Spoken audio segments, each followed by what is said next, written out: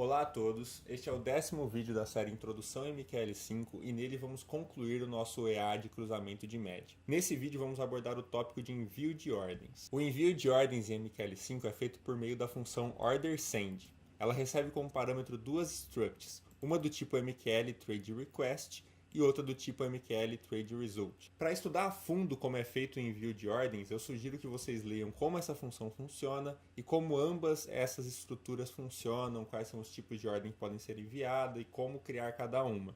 Porém, eu não vou abordar isso nesse vídeo, eu vou fazer o envio de uma forma mais simples, utilizando uma biblioteca já pronta. O que vamos utilizar é uma classe chamada ctrade. Ela fica dentro da pasta include e aqui dentro da pasta trade. Aqui temos um arquivo chamado trade. Se abrirmos ele, vamos ver aqui uma classe chamada ctrade. Eu não vou explicar o que é classe nesse vídeo também. Entendam a classe como uma struct que tem funções próprias. Por enquanto, interpretem a classe como isso, uma struct com funções. No futuro, eu posso fazer vídeos explicando melhor como funciona essa parte de programação orientada a objeto, que é um outro tipo de programação diferente do que a gente vem vendo até agora. Então, para usarmos esse arquivo, essa classe, essa biblioteca, temos que primeiro incluí-la no nosso EA. Para isso vamos escrever hash include e aqui entre menor e maior escrevemos o nome do nosso arquivo a partir da pasta include. Então, partindo de include temos trade barra trade.mqh. Também vamos utilizar outra classe, eu já falo para quê, que é a classe symbolinfo. Então, trade barra symbolinfo.mqh. Essas vão ser as duas classes que vamos utilizar. Agora, aqui no escopo global, vamos ter que declarar os objetos dessa classe. Vamos interpretar os objetos como variáveis por enquanto. Aqui declaramos uma variável do tipo int, por exemplo. Vamos declarar uma variável do tipo ctrade, que é essa classe. Então, ctrade, vamos chamar de negócio. É uma classe responsável pelos nossos negócios. E a mesma coisa para symbolinfo. Temos aqui ó, symbolinfo. Vamos chamar de símbolo. Ela é responsável pelas informações do ativo no qual estamos trabalhando. Essa classe símbolo, para utilizá-la corretamente, temos que primeiro inicializá-la, dando o nome do ativo que queremos. Então aqui na onInit vamos fazer símbolo.name. Name é uma função desse objeto símbolo. É como numa struct acessamos uma dada informação dela, aqui estamos acessando uma função dela. Símbolo.name e passamos o símbolo do nosso gráfico, símbolo. Essa função name é do tipo booleano. Ela retorna true caso tenha funcionado e false caso não tenha. Então, já aproveitamos e fazemos a verificação. Caso o retorno dela seja false, retornamos init failed. E podemos colocar aqui também um print como ativo inválido, por exemplo. Certo, ela foi inicializada. E dentro da função onTick, ela tem que ser sempre atualizada para que o nosso símbolo sempre esteja com as funções atualizadas. Como fazemos isso? Utilizamos a função símbolo.refreshRates. Essa função também tem o mesmo processo de retorno true e false. Então fazemos a verificação aqui. Caso ela retornar false é porque não foi possível atualizar. Então já saímos da função onTick, porque não é interessante executarmos o resto da função caso não tenhamos a função do nosso símbolo atualizada. Perfeito. Agora vamos criar as nossas funções de compra e venda. Para isso precisamos primeiro obter o preço no qual o nosso negócio será feito. Então criamos uma variável do tipo double e chamamos de price. No caso de uma compra a mercado, normalmente ela será executada na melhor oferta de venda, que é o ASCII. Então usamos o nosso símbolo e pegamos uma informação dele, que é o ASCII. Ou seja, nós estamos utilizando o nosso objeto chamado símbolo para obter as informações do ativo, obter o valor de ASCII, de bid, de último negócio, dentre outras informações. Então, esse é o preço no qual a nossa negociação provavelmente será executada. Como é uma ordem a mercado, pode ter slippage, mas provavelmente será no preço de ASCII. Então, vamos calcular o nosso stop loss.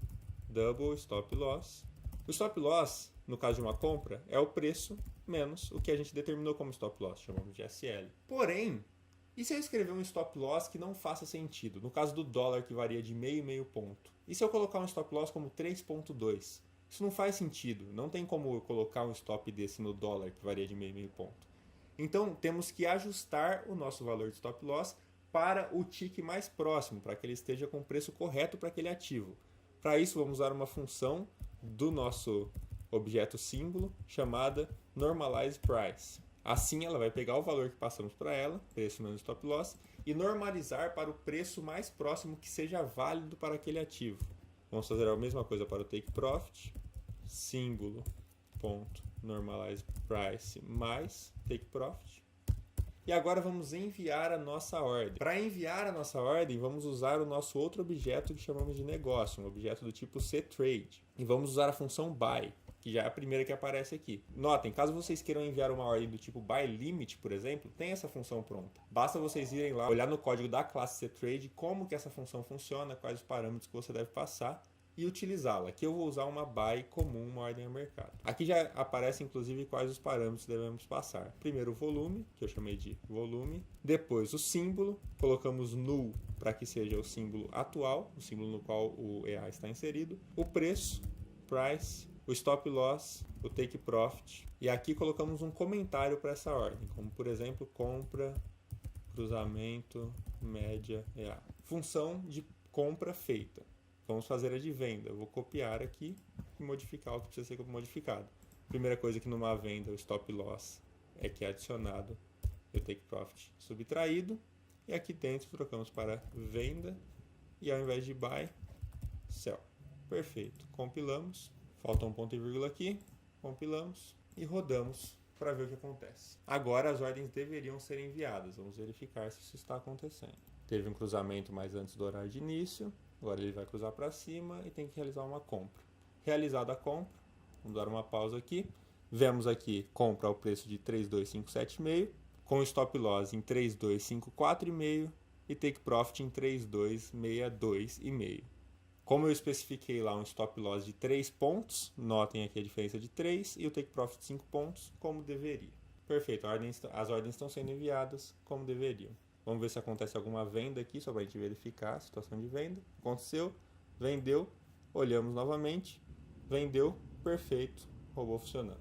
Resta então uma última coisa, que é a função fechar. O que essa função tem que fazer? Tem que primeiro verificar se tem alguma posição aberta e fechar essa posição. Para verificar, fazemos primeiro a função position select do nosso símbolo, do gráfico.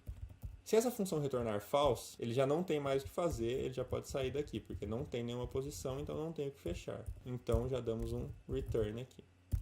Agora, caso tenha, ele vai seguir a função e aqui a gente tem que fechar. Se estivermos comprados, temos que vender. Se estivermos vendido, temos que comprar para anular as posições. Como verificar se estamos comprados ou vendidos? Nós vamos usar uma função chamada positionGetInteger. Nós vamos pegar uma informação da nossa posição, uma informação do tipo inteiro. No caso, usamos variável do tipo long, que se vocês olharem a documentação dessa função, você vai ver que o retorno dela é long. Vou chamar aqui de tipo, saber se é compra ou venda, positionGetInteger.